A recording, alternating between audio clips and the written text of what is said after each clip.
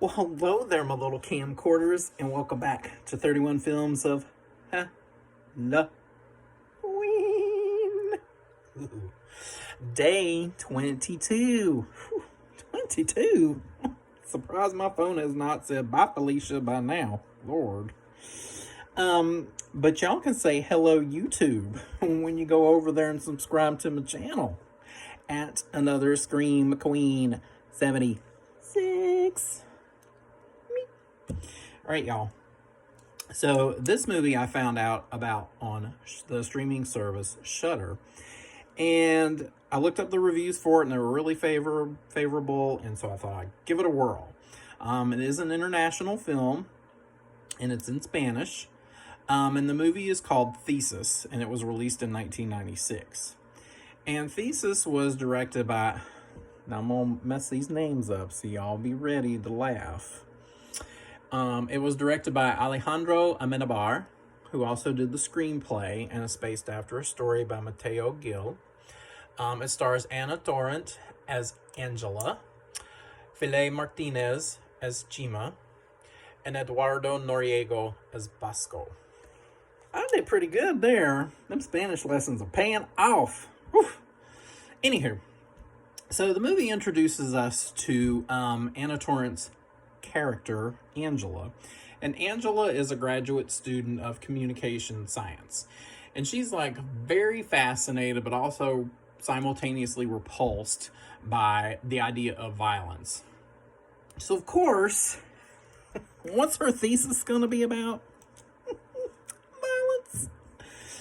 Specifically, the controversy over the exploitation of brutality within visual media. So you have to remember, this is 1996. We really don't have the internet yet. We don't have our smartphones, so some things are not readily available. We're still dealing with like camcorders and VHS and beta and all that good stuff.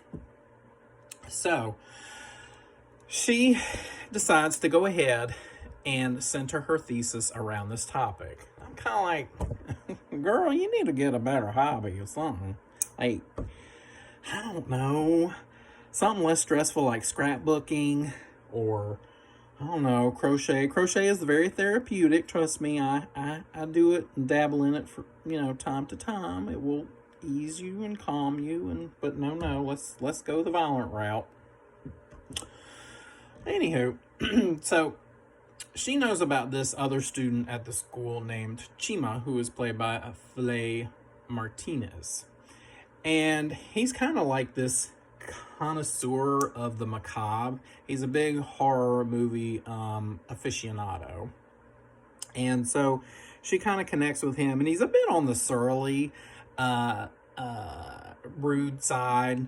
But he kind of caves and, has her come over to his place. And, of course, it's all, like, decked out in a horror hound's dream come true with, like, movie posters and stills and all kinds of things on his walls.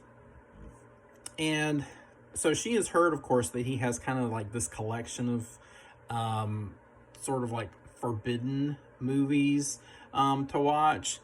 And it deals with, all kinds of taboo topics that I'm not going to mention out loud because YouTube and Facebook will probably be like, bye. But anyway, she's, watching over all these videos and she's very fascinated. She can't pull away from the screen, but at the same time she's like, ooh. Well, while this is all going on, her professor heads to the video library into the archives, and he says he's looking for like some kind of Czechoslovakian movie. I'm like, dude, you ain't looking for that, please. You looking for the bad stuff, the naughty things.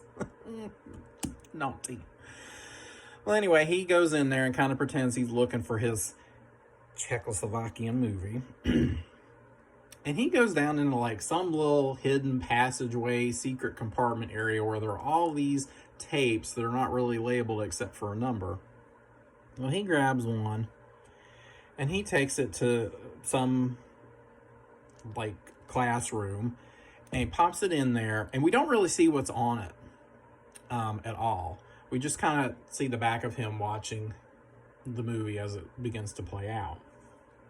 Well, a little while later, Angela goes back to the university to talk to her professor. And of course, lo and behold, she finds him dead as a doornail in the classroom with the TV on and his breathing tube on the floor. Apparently, he must have had an asthma attack, and he's been pushing up daisies since.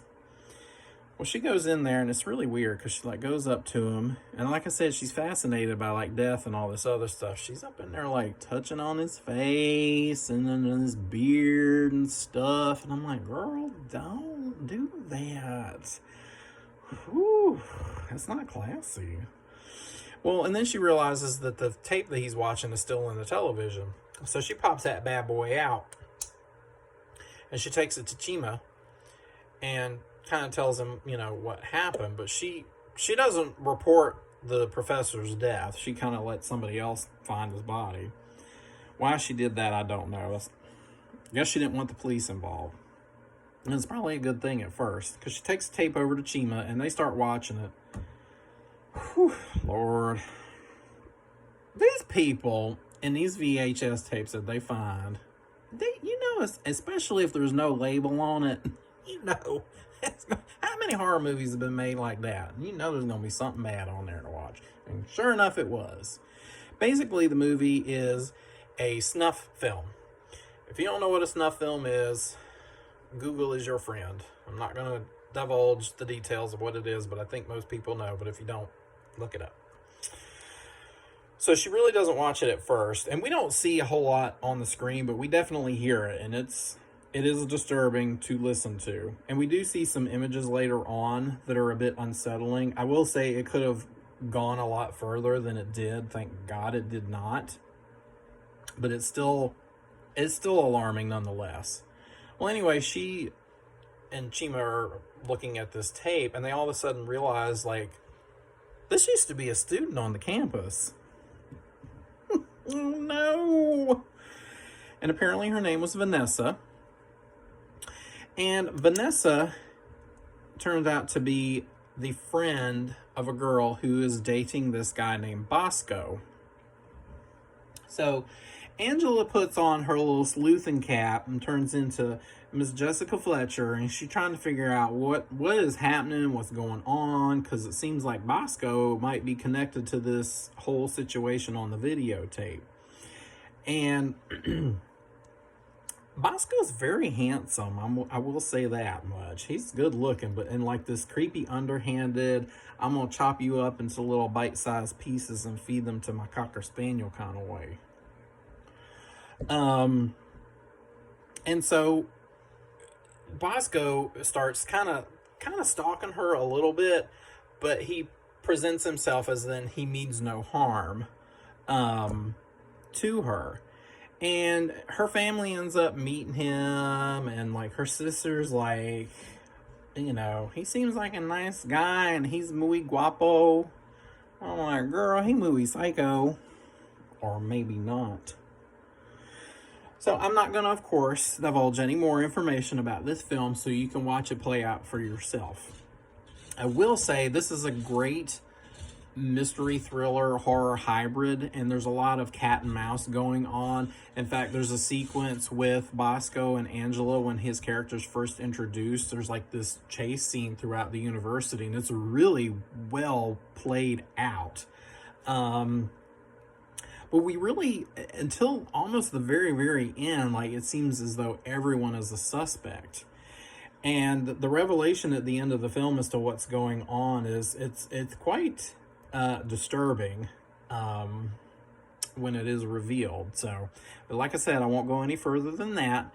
You're just going to have to find out for yourself. The movie is very suspenseful, is very well acted. It runs at about 2 hours, and it does kind of lose a little bit of its pace after the first quarter of the film. And it kind of does go into a slump, but then it picks back up again. All in all, it is a hidden gem, I would say, and worth checking out. I will give it 4 pumpkins. And until next time, if you find a VCR tape, Don't watch that shit. How many times you seen people pop them videos into a VCR machine, and then there's some little ghost girl coming out the well, and she coming out to television to get you? Or was that other movie, Sinister? He finds all these VHS tapes, all these atrocious murders happening, and then he starts getting haunted, and now homegirl here, she done found herself a snuff film. No. Be kind, rewind, and put it back on the shelf.